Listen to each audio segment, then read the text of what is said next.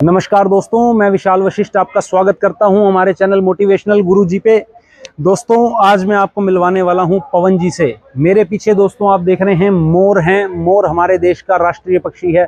और दोस्तों, जहां मैं इस समय खड़ा हूं यहां पर मोर भी हैं, बाज भी हैं, सफ़ेद बाज भी हैं, कबूतर भी हैं और भी भांति भांति के पक्षी हैं। पर ये पक्षी दोस्तों किसी ने जो है अपने शौक के लिए नहीं रखे हुए हैं। ये सभी पक्षी घायल हैं। ये घायल क्यों हैं? क्योंकि इंसान की भूख बढ़ गई है। कभी आध्यात्मिक रूप में, कभी पेट की भूख पे इंसान क्या करता है, गैंडे के सींग काट लेता है, दवाइयाँ बनाता है, मोर के पंख ले जाता है और भगवान को भी अर्पित किए जाते हैं। मोर के पंख तरह तरह के भांति भांति की चीज़ें हैं। इन सब विषयों पर हम चर्चा करेंगे पवन जी से। भाई ऐसा क्यों हो रहा है, क्यों अवमानना की जा रही है, जबकि मोर जो है एक राष्ट्रीय पक्षी है हमारे देश भारत का। पवन जी दोस्तों मैं बता दूं, फौज में नौकरी उन्होंने की है और अपने निजी जीवन में पुलिस में कार्यरत हैं। सोनीपत पुलिस लाइन में उनकी ड्यूटी है और वहां पर उन्होंने ये सेटअप किया हुआ है। और बहुत सुंदर सेटअप दोस्तों हैं, प्रभावशाली। तो आइए दोस्तों, ज़्यादा ना बोलते हुए मैं आपको लेके चलता हूं पवन जी के पास और इन सब विषयों पर हम चर्चा करेंगे। उससे पहले मैं अपील करता हूं कि आप चैनल को सब्सक्राइब कीजिए, वीडियो को लाइक और शेयर कीजिए। आइए दोस्तों, आपको मिलवाते हैं पवन जी से।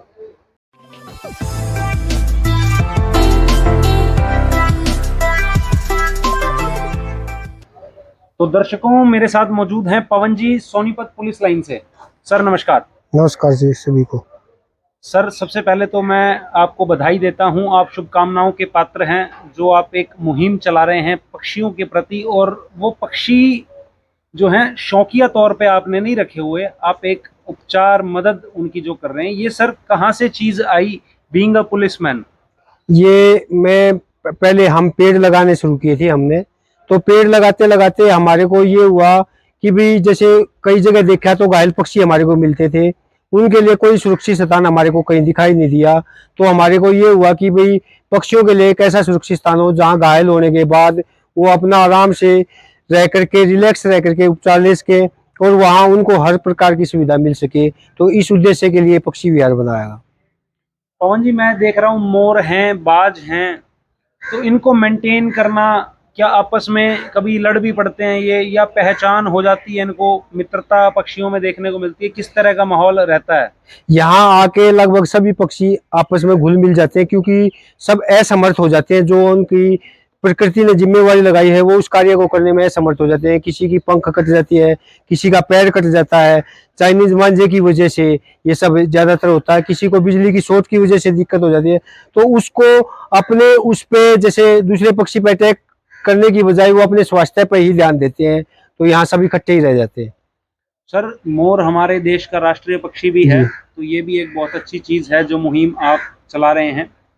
और खट्टर साहब माननीय मुख्यमंत्री जी हैं हमारे हरियाणा के, हाल फिलहाल में उन्होंने भी आपको सम्मान दिया है।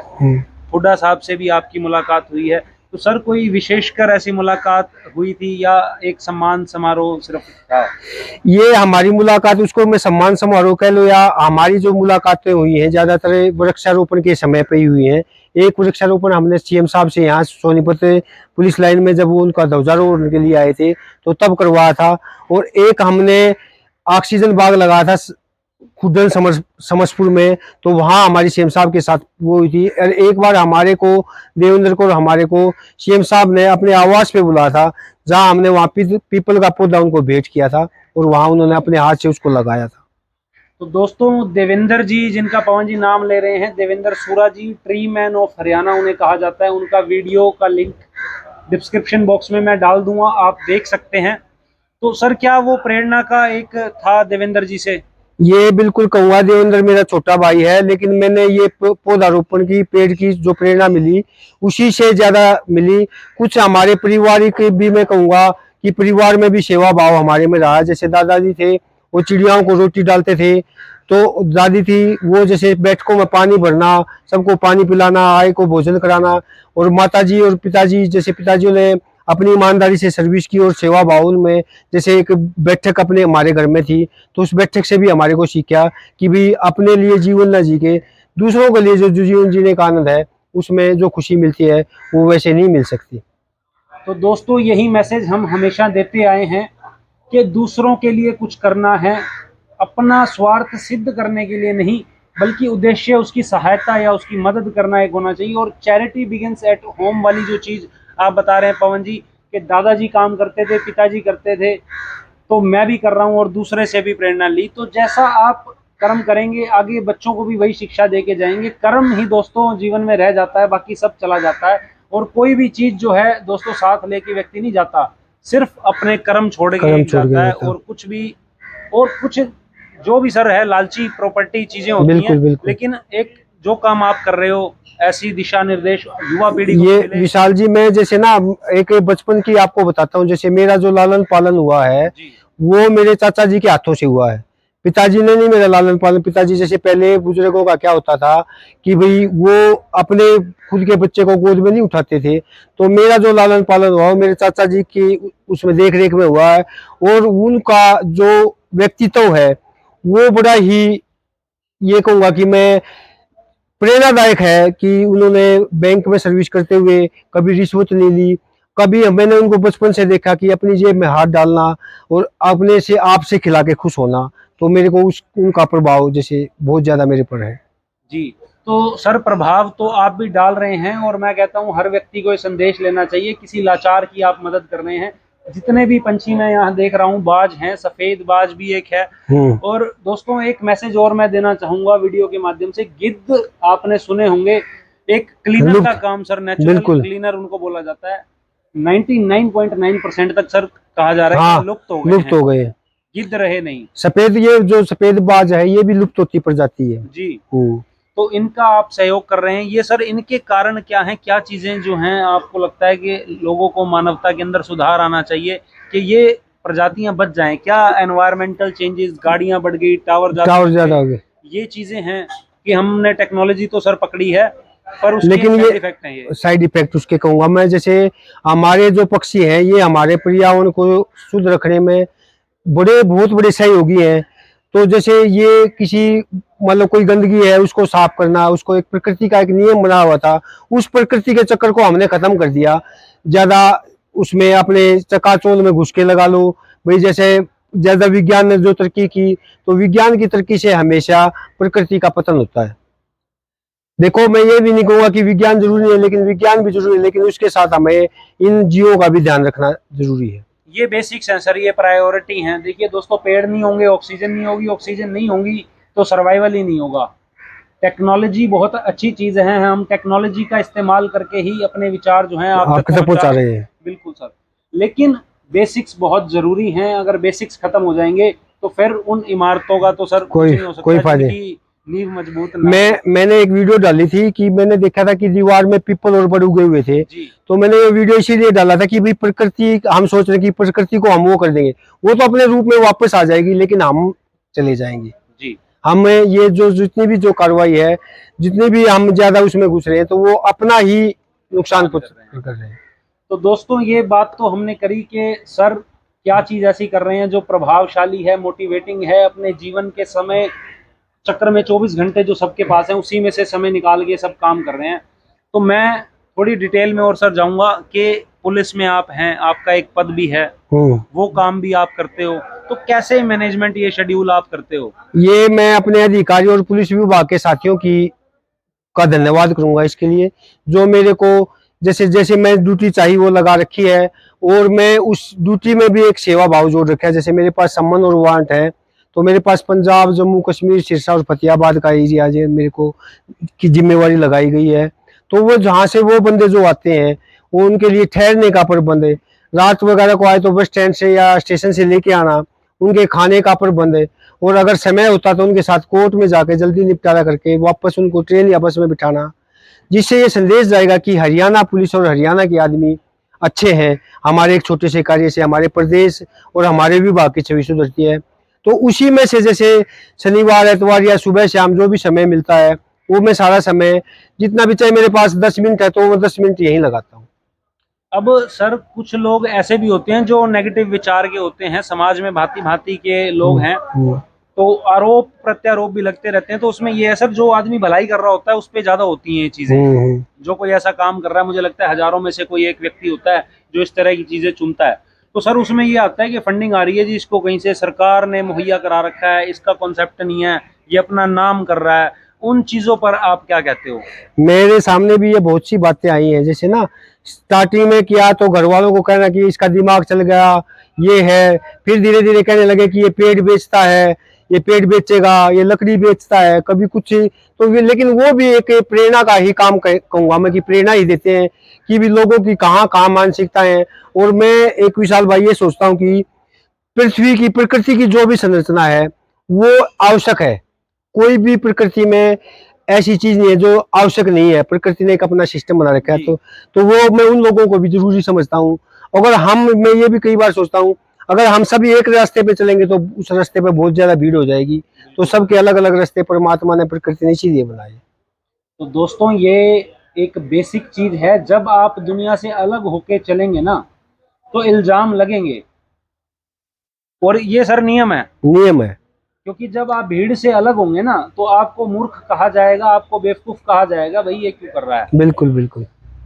धर्म की एक विचारधारा सर चलती है आजकल, मैं देख रहा हूँ चीजें बढ़ने लगी है। जनसंख्या दोस्तों बड़ी है, 150 करोड़ के लगभग है, तो इन्फिनिटी थॉट्स और लोगों के दिमाग आजकल, आपने सर गुल्ली डंडा कंचे देखे होंगे, अब बच्चा फोन बिल्कुल। पकड़ता है हाथ में, तो फिर भी एक धर्म वाला जो कॉन्सेप्ट है वो रहता है। बट मैं जो दोस्तों बात कर रहा हूँ वो चीज थोड़ी धर्म से ऊपर हो जाती है, वो है किसी की जान बचाना, और धर्म भी यही कहता है कि किसी की जान बचाना।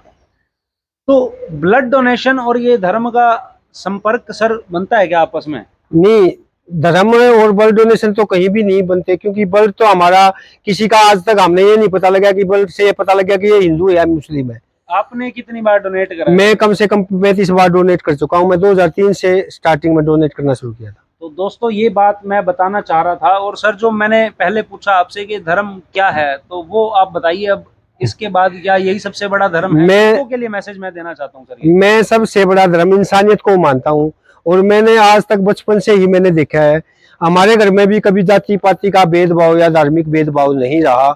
ना हमने कभी मेरे घर में ये देखा कि भाई ये उस जाति से उसको नीचे बिठा दिया, उसको ऐसे पानी पिला दिया, वैसे कर दिया। तो ऐसी चीजें हमने ना सीखी हैं, ना रहे वो है। और मैं पुलिस विभाग में भी या मैं हॉस्टलों में भी पढ़ा हूँ, तो मैंने कहीं भी आज तक जाति धर्म का वो अपना के किसी के साथ व्यवहार नहीं किया है।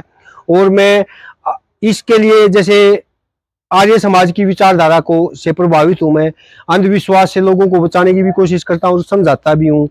और मैं ये भी चाहता हूँ कि हम अपने जीवन को अंधविश्वास में घुसा करके और अपने परिवार को और अपने उसको एक अच्छे इंसान को भी हम इग्नोर कर देते हैं जाति धर्म के और धर्म की मतलब उस वजह से जिसमें काबिलियत होती है सिर्फ कि ये उस जाति से है या उस धर्म से है।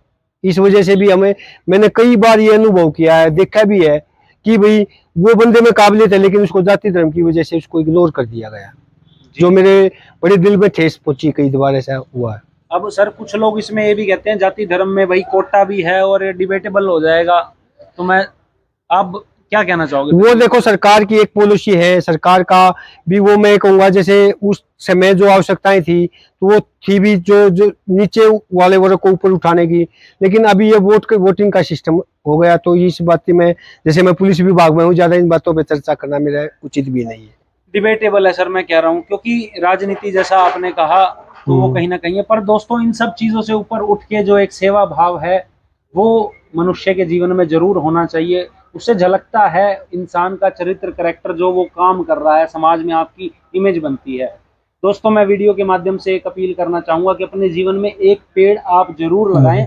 ऐसा नहीं मैं आपको कहता कि आप रिकॉर्ड बनाओ जी 500 पेड़ हमने लगा दिए, एक पेड़ लगाएं लेकिन उसको मेंटेन करें। सबसे बड़ी बात है पेड़ लगा के फोटो खिंचवाना तो आसान है, लेकिन सबसे बड़ी बात है भाई जैसे उसको पालना।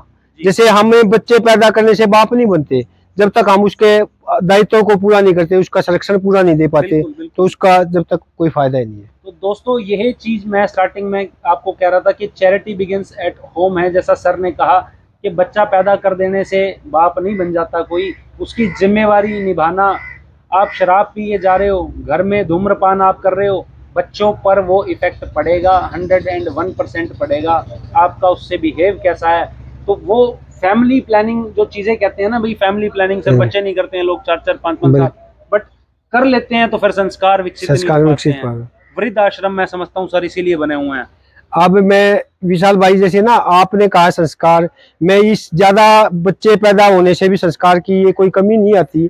मैंने ज्यादातर जो अध्ययन करता हूँ मैं कई बार, मेरे गांव में जहाँ जो ज्यादा भाई बहने हैं उनका ज्यादा अटैचमेंट और ज्यादा लगाव है आपसी, जितने और उन परिवारों में संस्कार भी है, इकट्ठे रहने का मादा भी है। जैसे वहाँ क्या होता है, संयुक्त परिवारों में त्याग भाव संस्कार सिखाए जाते हैं कि भाई एक चीज है तो उसको थोड़ी थोड़ी बांट के देना। बिल्कुल तो सर, वे बिल्कुल। संयुक्त परिवारों में सिखाए जा सकते हैं। बिल्कुल सर। वो एक पाठशाला थी संयुक्त परिवार हमारे। अब लेकिन सर फ्लैट सिस्टम हो गए हैं, हाँ।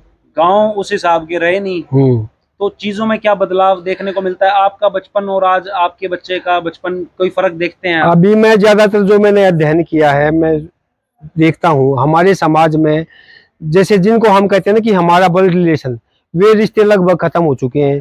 बुआ का भतीजे का, भाई का बहन का, भाई भाई का, तो वो रिश्तों में बड़ी दरारें आई हैं।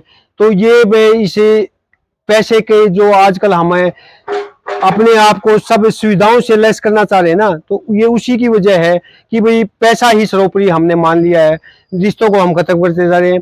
तो मैं ज्यादातर जहां देखता हूँ आपसी मित्र भाईचारा उसके दुख सुख में शरीक हो जाता है, लेकिन जिनको हम ब्लड का रिलेशन कहते हैं वो वहां शरीक नहीं हो पाते। मैं उनको अपने किसी, जैसे मान लो कोई अपना ऊपर जा रहा है, अच्छा कार्य कर रहा है, तो उसको भी मैंने ये देखा है कि जो अपना खून का रिश्ता है वो उससे पीछे हटता है। टांग खींचने वो में टांग लगे खींचने, रहते उसकी हैं। तारीफें नहीं करेगा, जी। वो उसको पीछे ही खींचेगा, वो कहेगा क्या हो गया। तो ऐसी बातें मैंने देखी हैं, अपने हमारे ऊपर भी है सब भी। अब सर एक चीज और मैं आऊंगा, एक तो कॉन्सेप्ट सर चला हुआ है आजकल वीगन का कि दूध दही भी छोड़ दो, और दूसरी तरफ सर मांसाहार करने वाले लोग भी हैं, वो ईश्वर के नाम पे भी बलि दे देते बलि दे हैं, देते हैं। नॉन वेज है। अब आप तो घायलों की मदद कर रहे हो सर, लेकिन मोर राष्ट्रीय पक्षी भी है, फिर भी मैंने देखा कई जगह ऐसे सीन होते हैं कि खेतों में से मोर भी पकड़ के खा जाते हैं लोग। अभी मोर का क्या है विशाल भाई, मैंने अभी जो एक मैं आपको कहूंगा, एक हमारे समाज में चला हुआ लड्डू गोपाल जी। और ये क्या नाम है अपना श्याम, बाबा श्याम की पता नहीं जी। किसके, जी। तो उसमें ज्यादातर लोग क्या है मोर के चंदे का प्रयोग करते हैं। तो चंदे का जो झाड़ा लगाने के लिए, उसके लिए तो लोगों ने इनका एक वो बना लिया। तो मैंने देखा कि इनकी कीमतें बहुत बढ़ रही है, चंदों की जगह जगह बिकती हैं। तो लोगों ने इनकी कीमतें बढ़ने की वजह से मार के इनके चंदे निकालने के लिए भी इनकी हत्याएं की जा रही है। राष्ट्रीय पक्षी की सिर्फ इनके चंदे लेने के लिए इनकी हत्याएं की जा रही है। जी। पंखों का प्रयोग जो है दरगाहों जो पर, हाँ मंदिरों में हर जगह प्रयोग तो वो किया एक मैं जाता है। अंधविश्वास का ही रूप होऊंगा। तो उससे जब एक जीव की हत्या हम उससे हो रही है, तो मैं लोगों को यही संदेश दूंगा कि आप इस चंदे से किसी का कुछ भला नहीं होने वाला। भला होगा तो किसी का, आप जहां किसी की मदद कर सकते हो वहां उसकी मदद करो, बस उससे ही। बिल्कुल सही बात सर आपने कही है दोस्तों, किसी की दुआ काम दे सकती है, लेकिन किसी को दर्द दे करके, किसी मोर के आपने पंख खींच लिए, उसका खून निकल आया, वो अधमरा हो गया, मरने की हालत में वो हो गया, तो वो आपको तो दुआ नहीं देगा ना दोस्तों। मैं सही कह रहा हूँ सर? बिल्कुल। अब जैसे विशाल भाई इसी उस पे बताता हूँ, लोग मैं देखता हूँ फूल खिले हुए हैं, उन फूलों को तोड़ते हैं, उन फूलों को ले जाके मंदिर में चढ़ा देते हैं, जो उनको कोई प्रयोग वहां नहीं होता। और वहां ये हमारी प्रकृति ने इसलिए खिलाई, जो प्रकृति में हम गंध फैलाते हैं उसको सुगंधित करने के लिए। तो हम जब उसको परमात्मा को सर्वव्यापी सब कुछ देने वाला मानते हैं, तो हम को हमारे फूलों से खुश करना चाह रहे हैं उसको, तो अगर उसको फूलों की आवश्यकता होगी तो वही देने वाला है, तो वो हमारे भरोसे थोड़ी फूल लेगा। ठीक है सर, इस पे सबके अलग अलग मत हाँ हो सकते हैं फूलों पर मैं मांसाहार की जो एक बात है, किसी जीव को दर्द हाँ देने की जो बात है, उस पर तो मैं सख्त एक संदेश हम कह सकते हैं कि पब्लिक को लेना चाहिए। अपने आप को दोस्तों शीशे में देखिए कि हमारा ये नाखून के पास का अगर हल्का सा मांस उखड़ जाता है तो परेशान हो जाता है आदमी, और किसी के पंख खींच लेना तो बहुत बुरी चीज है। कहीं झड़े हुए मिल जाएं, जब झड़ जाते हैं सर इनके पंख उस समय में, तो एक अलग चीज हो सकती है। वो एक गेंडे के भी सर सींग काट लेते हैं। वो प्रकृति के जैसे इनका समय होता है चंदे डालने का, जी। तो वो चंदे डालने के लिए जैसे हम लोग पहले बुजुर्ग प्रयोग करते थे, वो पशुओं की वो बनाते थे दिवाली पे, जी। तो वे चीजें जो हैं, वे चीजें एक प्रकृति के नियम के हिसाब से। लेकिन अब मैं यहाँ देखता हूँ, यहाँ लोग आते हैं मेरे को भी पंख चाहिए, मेरे को भी पंख चाहिए, तो वो पंखों की जो डिमांड देख रहा हूँ, मैंने कई बार सुना भी समझा भी कि उसी वजह से मोरों की हत्या होने लगी। मैंने तो सर कई जगह ऐसा ऑब्जर्व करा है कि सुनने में भी जो चीज आई, बातचीत हुई कहीं कि खा भी जाते हैं सर लोग इनको मार के, बताओ। मोर का भी मांस खाने वाले मैंने सुना है कि मोर का भी मांस लोग खाते हैं। जी तो जो जिस मैंने देखा जब खाने लगे तो वो किसी की उपयोगिता नहीं देखते। जैसे गाय पे कितना बड़ा वो रखा है। जी अब जैसे हम गाय पे भी चर्चा लगा लो, गाय को हम कितने घर में रखते हैं। बिल्कुल, अब तो हाँ, खत्म हो गई सर खत्म ये होगी। चीजें। अब कोई भी परिवार लगा लो, कोई भी काम करके खुश नहीं है कहीं भी। जैसे भाई कोई काम करके सब अपना आराम परस्त हो गए। सब पहले के जो बुजुर्गों ने काम किया है। मैं कई बार क्या होता है, जैसे गाड़ी लेके जा रहा होता हूँ तो मैं कोई बुजुर्ग या कोई मजदूर मिल जाता तो मैं उसको पक्का रोक के बिठाता हूँ, पूछता हूँ। तो वो जब बैठते हैं वो गाड़ी में ही आशीर्वाद देना शुरू कर देते हैं। तो मैं उनको बोलता हूँ कि आप लोगों ने जो परिश्रम किया है तो उसी की वजह से हमारे पास गाड़ी आई कि उन्होंने भूखे भी रहे, पैसे भी रहे, और एक एक पैसे के लिए उन्होंने इकट्ठा किया कि हमारी आने वाली पीढ़ियों के लिए काम आए।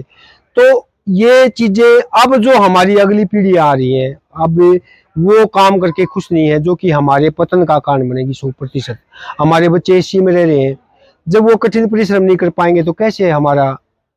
सर आजकल तो मैं कई जगह ऐसा देख रहा हूँ कि किसी की जमीन है तो जमीन एक्वायरमेंट हो गई, पैसे आ गए मोकले, अब वो मेहनत तो करके कमाई नहीं, नौकरी करी नहीं है कभी, बिल्कुल बिल्कुल 20-22 साल की उम्र में आगे कहीं से आगे 5-7 करोड़ रुपए, तो सर वो स्ट्रगल नहीं देखा उसने। बिल्कुल बिल्कुल। आपकी बात बिल्कुल मैं मानता तो हूँ। वो अब देख रहे हो आप कितनी गाड़ियां गाड़ियां ले ली, बड़ी कोठी बना ली। बिल्कुल तो सर। उनको अपना स्टेटस बना रहे हैं। तो अच्छे कार्य को अपना स्टेटस बनाओ तो उसमें सब वही होगा। जी, वो दिखावा जो है मैं बढ़िया है। एक अध्ययन करता हूँ कई बार कुछ ही। तो वो कहते हैं कि भाई मैंने एक बड़ा मकान बनाना है। तो मैं उससे पूछता हूँ जिन लोगों ने बड़े मकान बना लिया वो क्या खुश हो गए। तो मोल है खुशी का, वो आपको कहाँ से मिलती है, कहाँ होती है। तो बड़े मकान से या बड़ी गाड़ी से या बड़ी उससे खुशी का कोई आधार नहीं है। तो दोस्तों ये बहुत बड़ी बात है, खुशी अंदर ढूंढने से मिलती है, और वो खुशी इनको मिलती है सेवा करने में, और सेवा करने का जो दोस्तों आनंद है वो कहीं और नहीं है। मैं इनसे मिला हूँ, मेरे को खुशी हुई है, देखकर आनंद आया, एक एटमॉस्फेयर बना हुआ है। और सर मैं एक चीज़ और जो है पब्लिकली लाना चाहूँगा कि शायद हरियाणा में पहली आपने पुलिस लाइन में इस तरह का काम आपने किया है ये पुलिस लाइन हरियाणा की सबसे ग्रीन पुलिस लाइन में सोनीपत की पुलिस लाइन को कहूंगा। जी। और ऐसा कहीं पुलिस लाइन में ऐसा माहौल नहीं है। और सबसे बड़ी बात मेरे लिए जो खुशी की जो बात है, यहाँ जो हमारे पुलिस कर्मचारियों के पिताजी हैं और हमारे जो पुलिस कर्मचारी साथी पुलिस कर्मचारी हैं, वो जब ड्यूटी वगैरह से फ्री होके यहाँ बैठने की जो बैठक बनी, तो वो एक मेरे लिए सबसे बड़ी खुशी का वो है। उनके लिए यहाँ चाय पानी का प्रबंध, खेलना, कोई मेहमान आया उसके ठहरने की व्यवस्था होगी।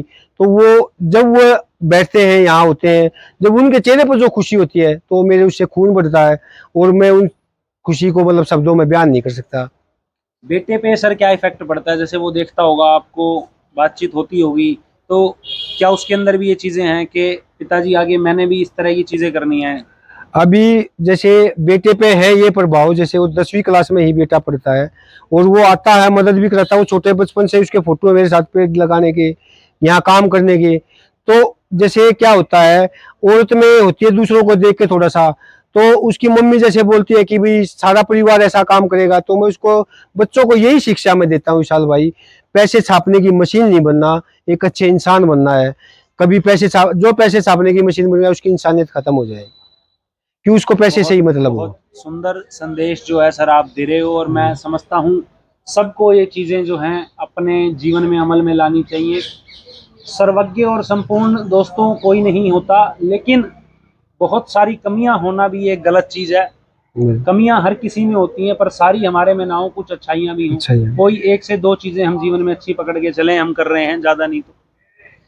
तो दोस्तों इन्हीं शब्दों के साथ जो है मैं अपनी वाणी को आज विराम दूंगा। और पवन जी आपका बहुत बहुत धन्यवाद। बहुत बहुत धन्यवाद विशाल भाई आपका, जो आपने ये पर्यावरण संरक्षण जी और पक्षी संरक्षण के लिए ये भी एक आपका सहयोग ही कहूंगा कि आप इसको लोगों तक पहुंचाएंगे। और जो भी कोई घायल पक्षी किसी भाई को कहीं भी मिले तो वो मेरे पास संपर्क कर सकता है, यहाँ पुलिस लाइन सोनीपत पक्षी विहार प्रेरणा केंद्र। और कभी भी मैं अगर खुद छोड़ के जा सकता हूँ तो खुद छोड़ दे, नहीं तो मेरे पास फोन कर सकता है। तो सर वो एक संपर्क सूत्र आप दे दो, घायल पक्षी के लिए ही दोस्तों फोन करना है, अन्यथा डिस्टर्ब ना करें। नहीं, किसी घायल पक्षी के लिए कोई जैसे मंदबुद्धि वगैरह कोई ऐसा है तो किसी भी उसके लिए समाज सेवा सोशल के लिए किसी भी, मेरा संपर्क सूत्र है 9416243170 जी 94 162 43 170। जी। तो दोस्तों अन्यथा फोन नहीं करने हैं, सोशल कॉजेज के लिए ही फोन करने हैं, क्योंकि इनका भी परिवार है, इनकी जॉब है, उसके साथ साथ ये चीजें मैनेज कर रहे हैं, तो डिस्टर्ब नहीं करना है दोस्तों। और दोस्तों इन्हीं शब्दों के साथ वाणी को विराम देता हूं। पवन जी आपका बहुत बहुत शुक्रिया। बहुत बहुत धन्यवाद विशाल भाई, सभी को नमस्कार।